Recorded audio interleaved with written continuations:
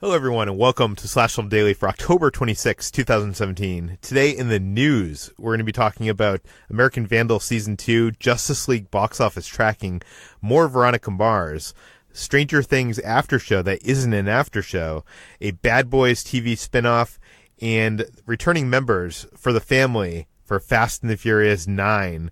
And in the mailbag, we're going to answer the question, is dynamic pricing the future of moviegoing? And in the water cooler, Ben's going to be talking about Your Name. This is Peter Sciretta, and on today's podcast, joining me are Ben Pearson. Hey, what's up? And Hoai-Tran Bui. Hey, everyone. How's it going, guys? Let's start this off with a brief water cooler, because I know Ben saw a movie recently that he wanted to discuss. Ben, what did you say? Yeah, just briefly, I wanted to talk to HT real quick about Your Name, which is an anime film that she recommended on the podcast. It's probably been maybe a month ago at this point, but I finally got a chance to check it out. I was flying back to LA from Kansas City and saw that it was available on the flight, so I watched this movie, even though I know nothing about anime films and am certainly, like wildly ignorant when it comes to that entire medium of storytelling. But HT's description of Your Name had me so intrigued that I figured I'd dive in and check this thing out. I have to admit, for the first, half of the movie, I was a little unsure about it still. I was like, I don't know about this. But by the time a big moment happens, and I'm not really going to give much of the plot away because I also want as many people as possible to see this film.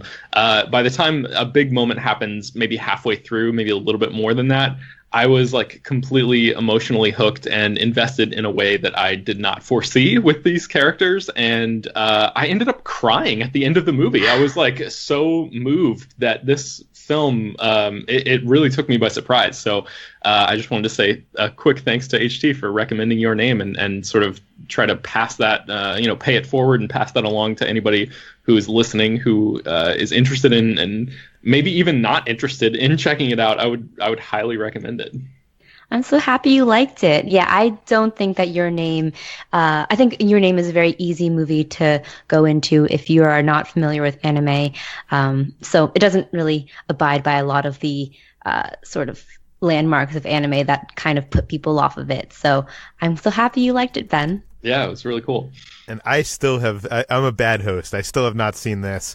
But anybody that wants a reason to go see this, if you need a reason to go see this, other than hearing it is great, or one of the best movies of the year from two of the podcast hosts here, J.J. Abrams is developing a remake of this. So if you want to be ahead of the curve, and you want to be like, oh, I liked it back when it was this Japanese anime, go check it out now. Yeah, and HT actually wrote a really good article about sort of grappling with that potential remake and like what that was going to be. And I read that piece, and then I watched this movie knowing that this remake was coming. And I think I sort of agree with one of the latter points that HT made in that piece, where I was like, with this remake being from the writer of Arrival, I was like, man, I can really see this, an Americanized version of this story turning out really, really well because the way that the emotions sort of take over the story late in the film, it reminded me a lot of Arrival. So I think there's definitely a lot of potential there. Okay, let's jump into the news. First up in the news, American Vandal has gotten renewed for season 2. I know HT and Ben, both of you are huge fans of this. I have yet to see it. What is this show? Because a lot of people probably, it might not be on a lot of people's radar. Oh my God, Peter, you have to watch this show. It's pretty amazing. HT, do you want to run down what it is? Oh, sure. So American Vandal is a mockumentary series that is basically a send-up of all the true crime documentaries that have become a huge phenomenon lately. Serial, The Jinx, I think. Yep, and Making a Murderer. Making a Murderer, tons of others. And it basically takes this very self-serious premise and puts it onto the most inane subject, which is this case of 27 penises drawn or spray painted onto cars at a high school. And so it's presented from the point of view of these high school filmmakers who try to do a sort of true crime documentary of this one guy who's kind of this burnout at this high school, and everyone thinks he did it, but they try to approach it from a very serious manner, and they go through every episode with very scrutinizing detail on all of the penis drawings and all of the circumstances surrounding it. And it turns out to be quite a compelling piece of work, and you end up being engrossed in it, just wondering who drew the dicks. Yeah, it's really fantastic. So today they announced that season 2 is definitely happening. They released a quick announcement video, and this second season is going to be on Netflix sometime in 2018. The same co-creators and showrunner are going to be coming back for the second season. They haven't really said much about what exactly the story is going to be this time around. It seems like it's going to be a different tale, not necessarily picking up the threads of where they left off last time. But it does seem like, thanks to the voiceover that we hear in this announcement video, that Peter Maldonado, who is the sophomore documentarian within the world of the show, who's played by an actor named Tyler Alvarez, is going to be back, sort of leading the charge again, perhaps on a different case this time around. So I'm interested to see what they do here, because the first season was so singular in the way that it sort of sent up the tropes of the true crime mockumentary, documentary genre. And I don't know if they're going to be able to recapture that same sort of surprise that came with how well they recreated stylistically a lot of these storytelling elements. So now that we know sort of what to expect from it, I wonder if they're going to pivot and sort of tackle a different type of documentary approach to it, or if they're really going to just double down on that and it won't be as funny. But the part of American Vandal that's so great is the premise is hilarious, and a lot of the show is very funny, but the character work is so good. You actually get legitimately engrossed in what's going on and genuinely interested in solving the mystery that this presents, even though it is incredibly inane and really stupid. You sort of get sucked in. I was like, there's no way that they're going to be able to justify 8 half-hour episodes of this based on what the premise is, but they really do, and I can't wait to see what they do for season 2. Yeah, there's some surprisingly authentic characterization going on with the depiction of high school society and high school peer pressure and all that kind of thing. And the ending kind of hits you with an emotional gut punch. I won't spoil it, but it's surprisingly poignant. Yeah, definitely. Justice League is approaching us, and we now have the early box office tracking. HT, what is Justice League going to make at the box office?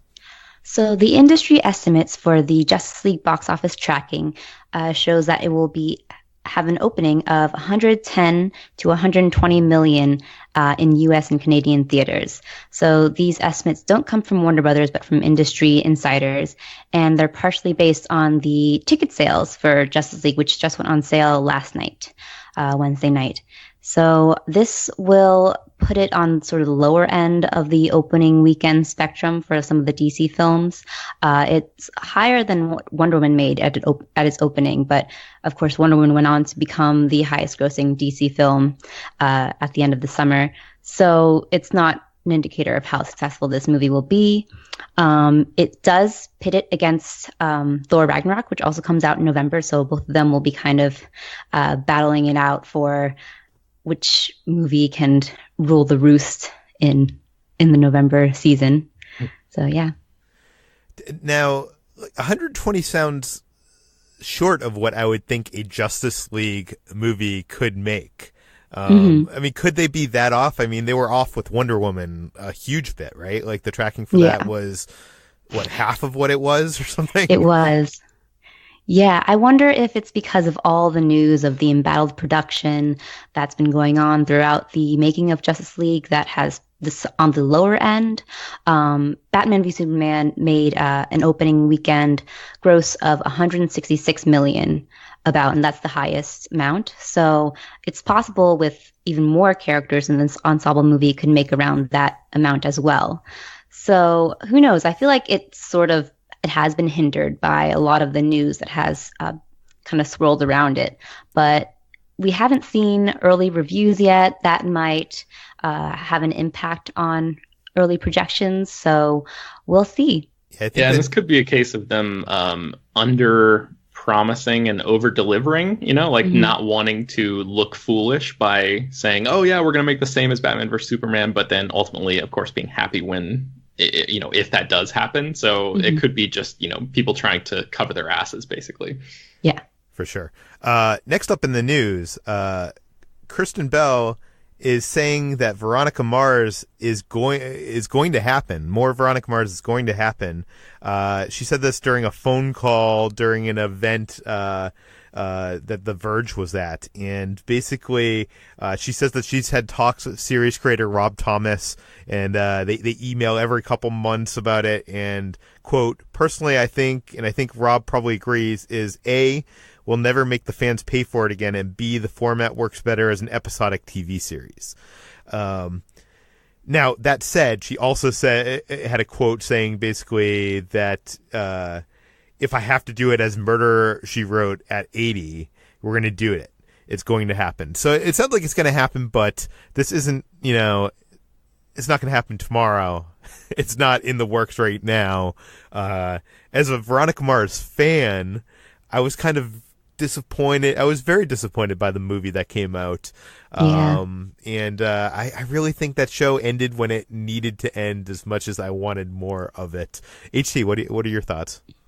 Yeah, I was a huge Veronica Mars super fan too, and the movie disappointed me. I think I even donated to the campaign for it, like the Kickstarter, and I was a little disappointed that they kind of neutered the character of Logan, and it seemed sort of like a longer version of one of their more average mysteries. So I wouldn't mind Veronica Mars coming back to television, maybe having a web series or something. I miss the series. I miss having Kristen Bell as this sort of hard-boiled Nancy Drew type character.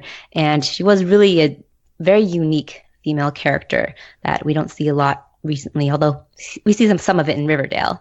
But I miss Veronica Mars. I'd always welcome it back. Yeah, Netflix, get on it.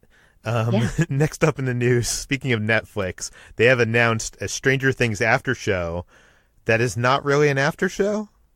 HT, what do we know?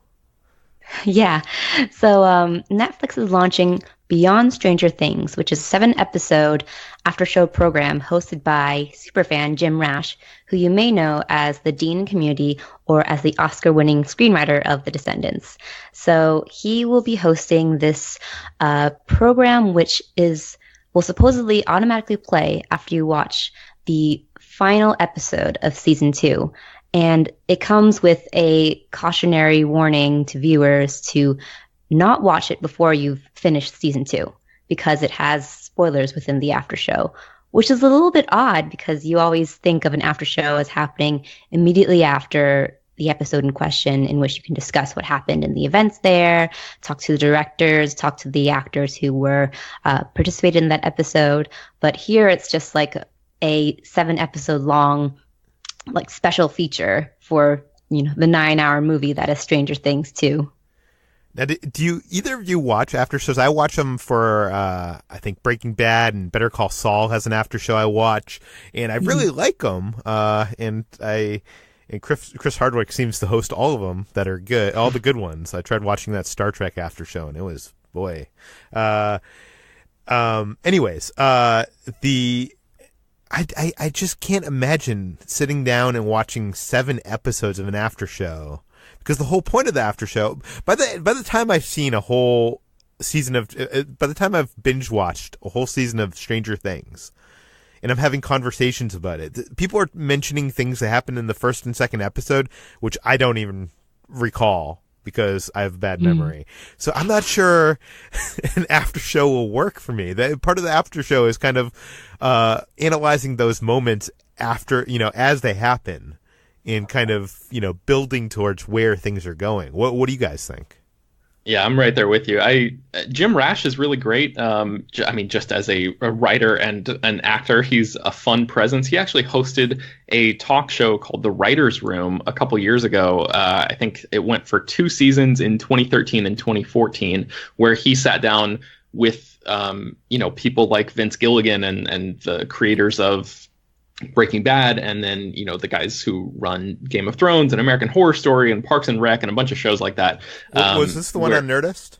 No, this is like a real, a Okay. full-on show. I think it was on like the Sundance Channel, which is a weird TV network that I think a lot of people have, but don't really realize is a real channel. It's up there in the weird numbering areas. That's not really easy to find. But anyway, that show was really enjoyable, and he did a good job as a host. He's a good sort of moderator. So I think the dynamic of the show itself will be fine. But I'm right there with you, Peter. I just don't understand the idea of watching a full season and then going back and watching, a discussion of what happened in the first episode. Like, you're way beyond that at that point. I'm not sure why they decided to structure it this way, but I don't know. Maybe it'll work. Maybe this will mark some sort of beginning of a whole bunch of after shows for Netflix series where they're going to do the same thing this way. I don't know if they're just trying to avoid having people interrupt the flow of binge watching one show. But it seems weird to me. It would be interesting if at the end of each episode, you know how, like, I'm not sure if it happens on all platforms, but on Apple TV, when the credits come on, it like has a button to like, skip the credits and go right to the next episode. And, it'd be interesting if there was two buttons, you could go to the after show or the next episode, and it gives you a choice. I doubt Netflix wants that, because they don't want anybody deterred in their binging. Right. I remember HT said in the Slack, she said, what if this is just like bonus features for this television season, and it's not really an after show. It's bonus features disguised as an after show. And I would love to get bonus features on Netflix. That's one thing I'm missing on Netflix, but I'm not sure if I need it in the form of an after show. Yeah, 7 episodes seems excessive if it is like a sort of bonus feature series or something. So I don't know. It's very strange. It's strange enough that it's an after show for a bingeable series, and we'll see. It's probably like Netflix's pilot for after show programming, if that does exist. And Stranger Things is one of their most buzzworthy shows, so it feels, I guess, right to attach it on to Stranger Things. For sure. Another TV show in development is another big screen movie idea coming to the small screen, but this is in the form of a spinoff. It's Bad Boys TV spinoff starring Gabrielle Union. Ben, what do we know about this? Yeah, so Bad Boys 2 came out in 2003, so that was a long time ago, and they've been talking about making a Bad Boys 3 movie for years and years, like ever since then, basically. But it's been all down to getting the right people involved: Martin Lawrence, Will Smith, Jerry Bruckheimer, finding a writer and director. I think the guy who directed Smokin' Aces, what is his name? Joe Carnahan was involved at one point in making the movie, but then he ended up leaving it. It's called Bad Boys for Life, but that project is sort of like floating in the ether right now. Nobody really knows what the latest is with that, but it sounds like a Bad Boys TV spinoff is now in the works, and it's going to center on Gabrielle Union's character. She plays, what is her name? Sydney Sid Burnett, who is the sister of Martin Lawrence's Marcus Burnett. And I mean, in Bad Boys, such a memorable character that you had to look up the name. Yes. Well, the thing is, Gabrielle Union is really good. I find her to be an underrated actress, and I like the idea that she's going to be headlining a show.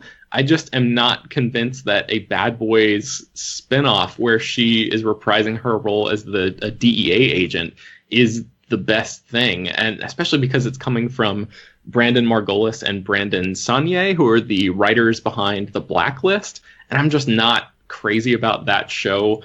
And then what do you call this show? Bad Girl? Bad Girls? Yeah, it's still untitled, but yeah, who knows? And the likelihood of Martin Lawrence or Will Smith sort of dropping by. Well, I guess it's a lot more likely that Martin Lawrence would drop by than Will Smith, but the likelihood that Will Smith drops by seems pretty slim.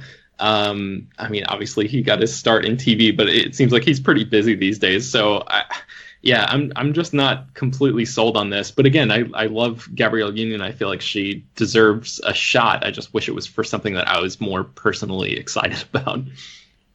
I agree with that. I think that there are teams of executives and at all these studios being like, what movies can we, turn into our next television production?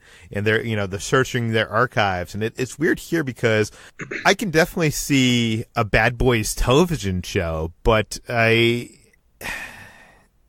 not sure if a spinoff makes any sense because you're using a character who I don't think is one of the most memorable parts of that franchise, and you're not going to be able to use Bad Boys as a title on this TV show, as far as I can tell. So it just seems like a lose-lose to me, aside from Gabrielle Union getting a TV show.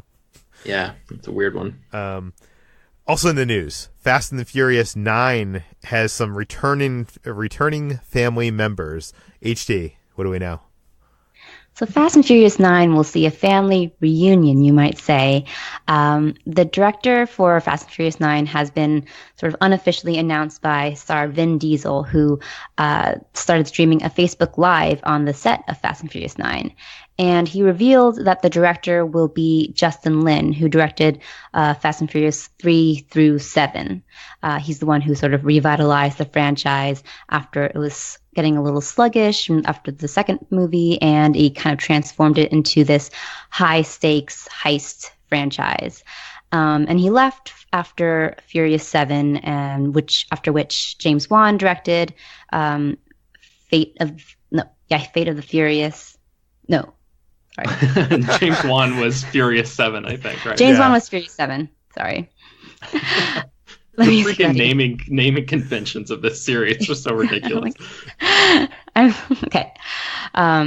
He left after Furious 6, after which James Wan directed Furious 7, and F. Gary Gray directed Fate of the Furious.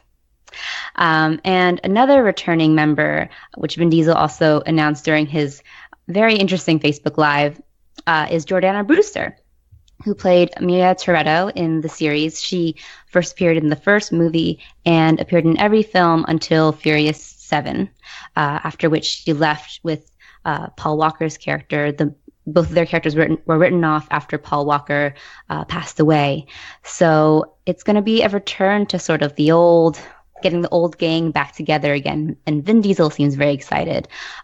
It's not official that Lin will be directing Fast and Furious 9, but Vin Diesel seems to imply that he'll be there for 9 and possibly 10, which will be the last movie in the Fast and Furious franchise. Yeah, right. It should be mentioned that this video wasn't recorded on the set of Fast and Furious 9. That has not begun production. It's coming out in 2020.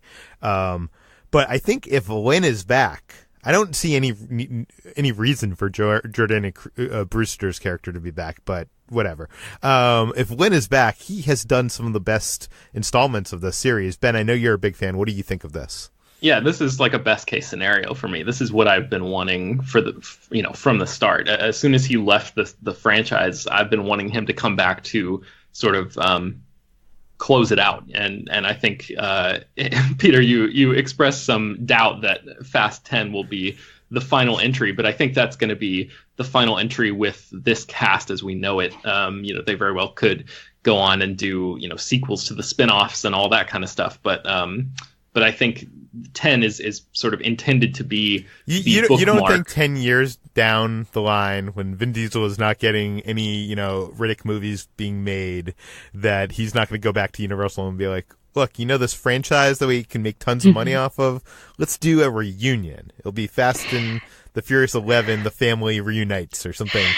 We'll see a new Fast and Furious franchise headed by the little baby from Fate of the Furious. Yeah, I would not be surprised if that, and that's the thing, is I feel like Vin Diesel would absolutely come back for something like that. But I'd like to think that as a producer and sort of an architect of the story here, he knows when to call it a day and not to outlive his welcome. And then again, as I'm saying, as these words are coming out of my mouth, I realize I'm talking about Vin Diesel here. So God, who knows what could happen. But in any case, I am very excited if indeed Justin Lin does come back, because I do think he's the best director of the franchise, has the most personally at stake and the most sort of tied to this franchise as a filmmaker. So I'm very excited at the potential of him coming back. And my hope. Oh, go ahead. My hope is that with Justin Lin coming back, he'll also bring back his best character, Han. Oh yeah. No, I was just going to say that. I was going to say he originated Tokyo Drift. Maybe we'll get some justice for Han finally. Justice. Yes. Yeah. Okay. That does it for the news. In the mailbag, we don't have actually a letter from you guys today, but we do have a story on the site that is about dynamic movie pricing. I wrote this article. Regal Cinemas is bringing dynamic movie pricing to theaters. Why this is a great idea. So I thought it would be a good topic of discussion between us. Just to give you an idea of what they're saying, Regal Cinemas, one of the big cinema chains out there, has announced that they're going to start testing dynamic movie pricing. And what Regal CEO Amy Miles says is that they're going to experiment with a pricing model that drives incremental revenue in peak periods and incremental attendance in non-peak periods. Now, it's very unclear what that means. She says changes to the historical pricing structure have often been discussed but rarely tested in our industry, and we're excited to learn even more about how pricing changes impact customer behavior, or how pricing changes impact customer behavior. I theorize that this means that maybe it'll be more like the matinee model where, like, you know, weekday nights and weekdays, like pricing, depending on what the historical busyness of a theater is, might be cheaper to go see a movie during those times. It might be more expensive to go see a movie on Friday night or the weekend. Bloomberg suggests that this might be basically that they might have higher prices for movies that are in demand. So, you know, opening weekend of Star Wars Episode 9, you're going to have to pay, you know, $30 to go see it. But, you know, Blade Runner, no one's going to see Blade Runner, so you could see that for $5. So I was wondering what you guys think of this. Do you guys have any thoughts on, could dynamic movie pricing be the future of cinemas? HT, go ahead. I'm all for having cheaper movie prices, but it does concern me that this dynamic it's a pricing, double-sided coin. It is. It's a double-edged sword. So it could mean for higher movie prices for the more successful movies. But I do wonder how MoviePass or services like MoviePass could come to play with this, which basically sort of render all these ticket prices at a level playing field. So I'm not sure. I think that dynamic pricing does make some sense in a time when movie prices are getting more and more expensive. So I would welcome seeing some movies for cheaper, even if it means seeing some for more expensive prices. Yeah, I feel like if they capped the price at, you know, I don't know, let's just say maybe like $3 more than the most expensive movie ticket right now at any given theater, then I would be more apt to be sort of open and excited about this. But I do feel like it's going to result in exactly what Peter said, where you're going to end up paying way more to see something like Star Wars on opening night. And like the idea of, you know, we're trying to get more people into theaters, and yeah, you can lower the prices during the week and sort of spread things out, and maybe you'll pull in people who were reluctant to pay full price if they know that they'll have a discount, you know, if they go on a Wednesday night, for example. But I think moviegoing is such a and especially the way that Hollywood works right now, it's so event driven, right? And creating events, and then for theaters and stuff like that to create barriers to attending those events seems counterproductive almost. It's almost like they're because think about a family, right? Like, you know, or just you know, a husband and wife or something. Like, it's not just $30. That turns into $60. So it's, you know, this is something that we've been talking about for a long time. But and by the way, that price, that $30 price, that was just me making up a number. That wasn't. Of course. But I don't think that's too far off, especially for, you know, opening night of a huge movie. And those are exactly the kinds of experiences that that people seek out when they go to, like we're almost at Halloween, so like horror movies, for example. Think about seeing Get Out just in an empty theater on a Tuesday versus seeing it, on opening weekend with like the excitement of a crowd in the room. I just don't like the idea of penalizing customers for wanting that experience. The theatrical experience in itself has degraded so much with texting and all of that stuff. So many distractions out there. It's hard enough to get people to want to go to movies. See, but I think I'm going to play the devil's advocate here. I think that this would help the movie-going experience because, when I go to an opening night of a movie, when I went to see Blade Runner on opening night in Burbank, it was like a catastrophe. There was just so many people there. It was so crowded. People on their phones, and this is at like in, an IMAX theater. This is like premium prices. So we're already paying like $20 a ticket or something. In LA for that kind of experience. I think it would be great. And most of the movies I see for the most part are at either two things, at press screenings or on non-peak times. I'll go see a movie during the week with my movie pass or, on the weekend, like during the day when people aren't seeing movies. So for me, and by the way, I have a movie pass, which HT mentioned, but if I didn't have a movie pass, for me, I think it would be a cheaper experience to encourage me to go to these movies during these non-peak times than to want to go with the intense crowds. I do wonder, there has been a lot of talk of dynamic pricing in the past in relation to basing it on tiers of movies. So, for example, a small indie movie like The Big Sick would be a cheaper ticket price than Star Wars. What do you guys? This is not what it appears that Regal is doing, but what do you think of that? That I feel like, yeah, that's a whole different thing. I wonder, man, that kind of sucks for the filmmakers behind The Big Sick, doesn't it? Like, I guess theoretically you're getting more people to go see your movie in optimal conditions, but you're making less money. But are they making less money if you sell something for I wonder how lower much price? I wonder how much of that goes to the studios. Like, does that increase or decrease the amount that goes to the filmmakers, for example, this dynamic pricing, or does it stay the same?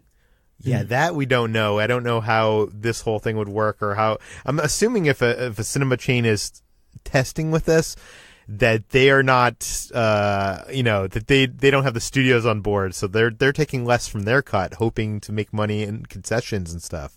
I would assume. Because they already have all these workers working at the cinema all day, and it's empty. So, if they can get people in there to potentially buy soda and popcorn, they'll make more money even if they're making less off the ticket price. That's what I would think. And that's definitely MoviePass's argument is right now, MoviePass is $10 a month. You've heard us talk about it. You can see as many movies as you want, one movie a day. But they are basically have a MasterCard, and the movie theater makes full price, the studio makes full price. MoviePass is losing money.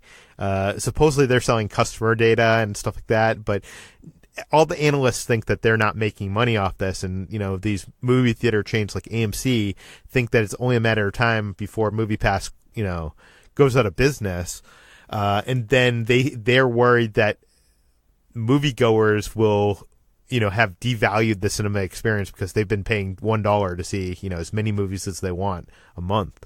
So I guess the question is, with dynamic pricing, how can they get more people to see movies? Yeah, I mean, man, it's a tough one, and it's without precedent too, right? Because something like this. As the CEO of Regal said, the industry is pretty static when it comes to experimentation with stuff like this. Theater chains don't really make moves like this very often, if ever. They pretty much just stick to what's worked in the past. So we don't really have examples of this kind of testing on this scale before.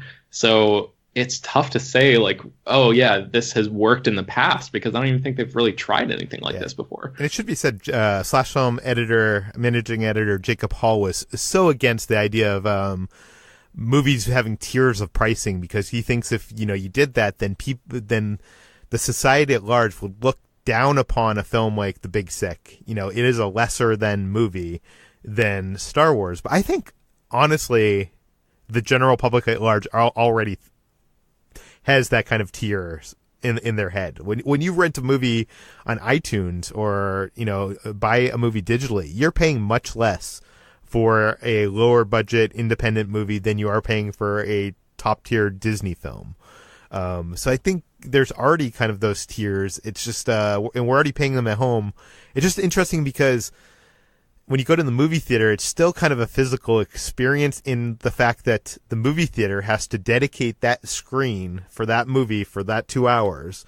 So online, it's just a download, and it doesn't matter, the download is a download. But in a theater, the theater is investing the 2 hours of that theater for that movie. And if it's not selling tickets, then, they've wasted their location. So if there's any way that they can get more people in that box for those 2 hours and more people buying popcorn and drinking soda, I think it's in the benefit of everyone, including the filmmaker, especially if they're getting the same cut, which I don't know is the case or not. Any final thoughts on this, guys? I'd love to see what filmmakers are saying about this. If they are looking for, at this whole situation from a different perspective that we haven't really considered yet. I'll have to sort of scan around and see if we can find, Kumail Nanjiani and people like that who made The Big Sick, actually wondering about what this might mean for the way that things work in the future. And Kumail, as many people know, sold his movie to Amazon. They had a huge offer from Netflix, apparently, and he wanted the movie to be shown in theaters. So, I mean, filmmakers want this film-going experience in theaters, but it's going to be interesting to see where the evolution and where this movie theater experience is going, because I think it's going to have to change for us to get more people into those little boxes to see movies, projected on light on a wall. I don't know. It'll be interesting. If any of you are near one of those Regal chains when they start doing this testing in early 2018, so in a few months, let us know, because I want to know how this is working. But that does it for today's episode. You can find more of my work at Slash Film. You can find more of Ben at Ben Pears. You can find more of HT at HTran Bowie in the Millennial Falcon podcast. You can find this podcast published every day on iTunes, Google Play, Overcast, all the popular podcast apps. You can go to iTunes, give us a rating, give us a review. That helps us out quite a bit. And if you have a question for the mailbox, send it to peter@slashfilm.com, and we will try to get to it when we can. Thank you for listening, and we will see you tomorrow.